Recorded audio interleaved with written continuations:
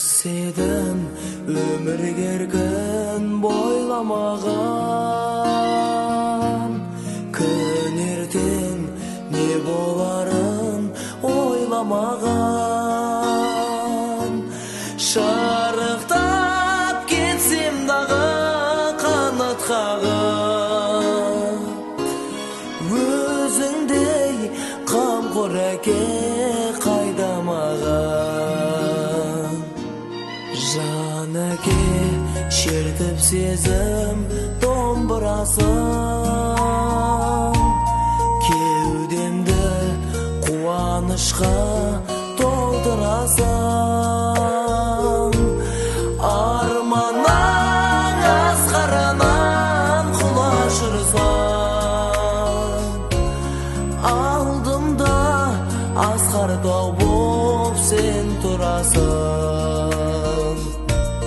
Арманнан асқарынан құлаш ұрсаң, алдымда асқар тау боп сен тұрасың.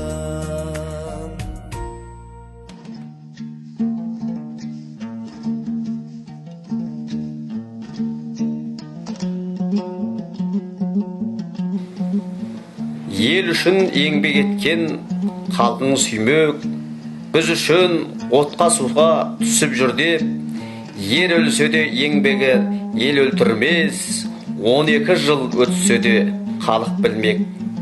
Түтеген оқ бораны, ақ бораны, айсыз түн айырғысыз ақ қараны, майданда Ленинград түбіндегі шыңдады қайсар жанды оқ орағы.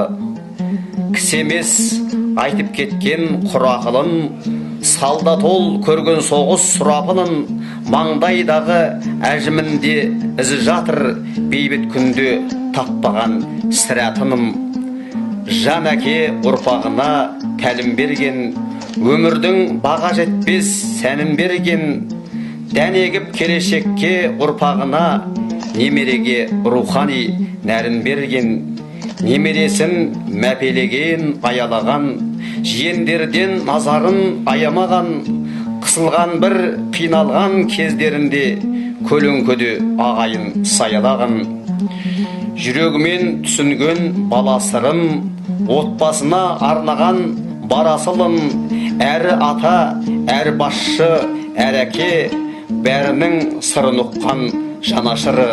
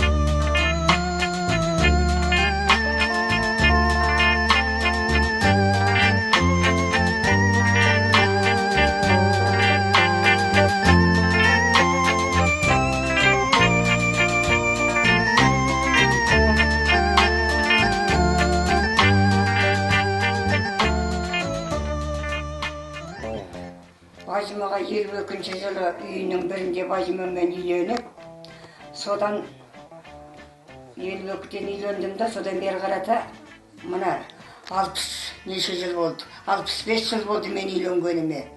Содан 8-9 бала тудым. Соның ішінде осы 6-7-еуін оқыттық шалымыз екеуміз, ол солдаттан келгеннен кейін. Нелер қиыншылықтар өтті, сол қиыншылықты біз басымыздан өткіздік шалымыз екеуміз. Ол өзі отан соғысының 2-ші группа инвалиді болды. Оны бір қолыммен бақсам, бір қолыммен балаларымды тәрбиеледім. Ол үйден дүниесін тауып беріп тұрса, балаларымның барлығында 7-еуін де институт бітірттім балам. 7-еуі де институт бітіріп дипломын алды. Құдайға шүкір, баланың тәрбиесі бұлай отбасындағы атаның, әкенің тәрбиесі деген жағын өзі тәрбиелетті, ананың тәрбиесі деген жағын мен тәрбиеледім. Ол енді өзі жарым жанды болғандықтан көбінесе мен сол балаларына тәрбиесіге былай бағдарлады ғой. Сондықтан енді аналық ретінде балаларымды бір күн қиыншылығын көрсетпей, балаларымның жақсысын асырып, жаманын жасырып, барлығын онды бітіртіп, барлығын іністеп бітірттім көкем. Жетеуі де іністеп бітірді. Сонда шалым армандайтұғын. Осы балаларым оқыса, мен енді осылардың қызығын көрсен деп жүруші еді, енді көрді ғой, бірталай көрді қызығын. Сонда біреусін айтатұғын, мына қазіргі мына ғылым жолында жүрген балаға айтатұғын. Жаным, біздің 6-7 балам бар, мен немеремнің үлкенісің. Сенен күтемін, сен ғалым бол. Мен бір баламның қалың болғанына мен соған қуанғым да келеді, соны көрсем деп армандайтын. Енді оны көре алмай кетті, бірақ мен көріп жатырмын жаным. Өмірдің өзі нұр шаша бермес, жарқырап ылғи күн алдан. Сәттер де болар жолда болмайтын тұманнан. Көңіліңде сонда болсын тек ұмтылдыратын, жаныңды бұлқындыратын, ала сармайтын асқақ мол арман. Таңдарыңды солай әрқашан сеніммен күшпен жалғасаң, дауылдарға қарсы өршеленбесең, жанбасаң. Құрсын ондай тірлігің деген сол оймен жалтақтамаймын, таң басам. Асуларым бар алдасам, отты жандардың өшпейтін үміттеріменен жалғасаң. Өмірге келіп кеткенде сенің немен бар? Жүректерді тербеп, от болып лаулап жанбасаң. Арманын іздеп алғасам.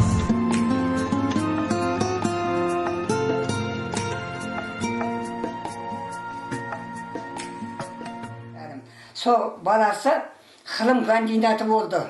Қазір Құдай мына кітапты шығарған бала. Немеренің үлкені өзі. 8 балам, 7 балам немеренің үлкені ғой мынау. Мына кітапты шығарған ол енді немере ұлым. Мынау жиенім. Сондықтан балаларды жақсы тәрбиеледім жаным. Сол тәрбиелегендіктің арқасында балаларым жаман болған жоқ.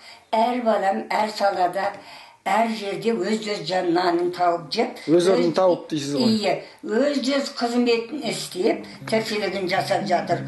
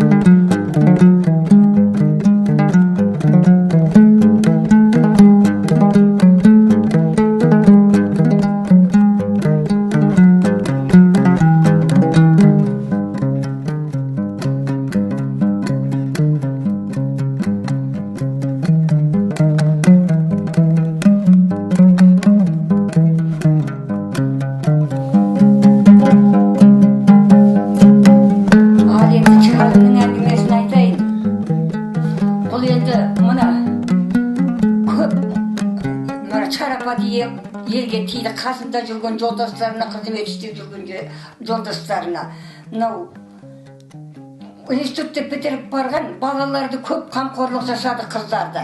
Жас мамандарды. Иә, бір қыз, 2 қыз бітіріп барды ауылда жүргенде. Соларды қамқор жасап, соларға қаламсабыт ұстатып, мен сияқты жақсы бұғалдыр болып тіршілік жасаңдар деп күнесі күнге шейін солар. Атам дегенде өз әкелеріндей көреді барлығы. Солардың барлығы да өтігінде қызмет істеп жүр. Ата енді шал сондай болды. Бірақ енді өзім көрдім, енді атаңның шалдың жақсылығын көрдім.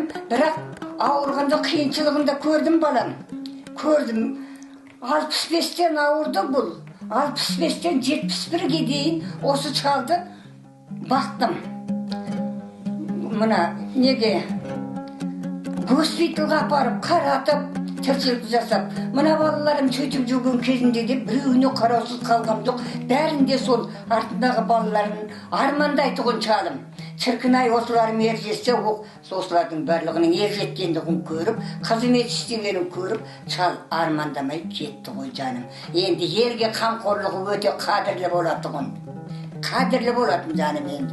Жақсыны да, жаманды да сондай бір қасиеттейтін ардақты шал болатын енді. Ошырдың бапта бұядан, кетпейсің ойдан қиялдан.